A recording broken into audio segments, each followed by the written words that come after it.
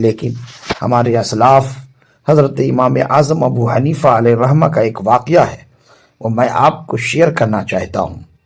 مسلمانوں کے امام اعظم ابو حنیفہ علیہ الرحمہ کے مکان کے برابر میں ایک شرابی رہتا تھا۔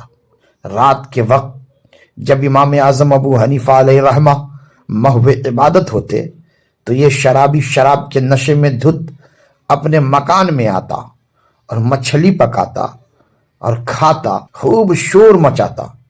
امام اعظم ابو حنیفہ علیہ الرحمہ کی عبادت میں خلل واقع ہوتا، مگر آپ کبھی اس شرابی کو کچھ نہ کہتے۔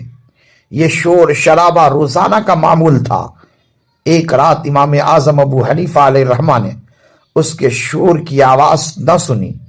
آپ کو تشویش ہوئی، کرنے پر پتا چلا کہ شرابی کو پولیس پکڑ کر لے گئی ہے۔ ہم جیسا کوئی شخص ہوتا تو بڑا خوش ہوتا، چلو اچھا ہوا، ہمیں خوب تنگ کرتا تھا، اب جیل میں چکی پیسے گا تو پتا چلے گا دوسروں کو تنگ کرنے کا کیا انجام ہوتا ہے۔ لیکن واہ، امام اعظم علیہ الرحمہ تھے، وہ امام اعظم علیہ الرحمہ تھے۔ فوراً تھانے گئے اور پوچھا کہ کیا تم نے فلاں شرابی کو پکڑا ہے؟ پولیس والے کہنے لگے کہ جی ہاں، آپ نے فرمایا اسے چھوڑ دو۔ بس آپ کا یہ فرمانا تھا کہ پولیس نے اس شرابی کو رہا کر دیا۔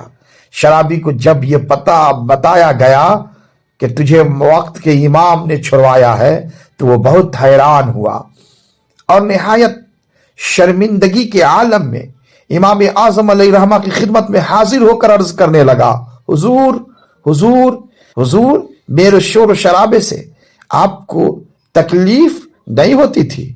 یہ سن کر امام صاحب فرمانے لگے، ہاں تکلیف تو ہوتی تھی مگر صبر کر لیتا تھا۔ یہ سن کر وہ شرابی آپ کے قدموں میں گرا اور اپنے گناہوں سے توبہ کیا۔ حضرات محترم، یہ ہمارے امام اعظم تھے جن کے ہم مقلد ہیں، مگر ہمارا رویہ اپنے امام سے بالکل مختلف ہے۔ ہم اینٹ کا جواب پتھر سے دینے والے لوگ ہیں۔ حقیقت یہ ہے کہ ہم نے اب تک پڑوسیوں کے حقوق کو سمجھا ہی نہیں۔ اس سے بڑھ کر پڑوسیوں کے حقوق اور کیا ہوں گے کہ اگر پڑوسی غیر مسلم بھی ہے تو اس کا بھی ہم پر حق ہے، لیکن افسوس ہم غافل ہیں، ہم نفس کے پیروکار ہو گئے۔ اللہ تعالی ہم سب کو پڑوسیوں کے حقوق صحیح معنوں میں ادا کرنے کی توفیق عطا فرمائے۔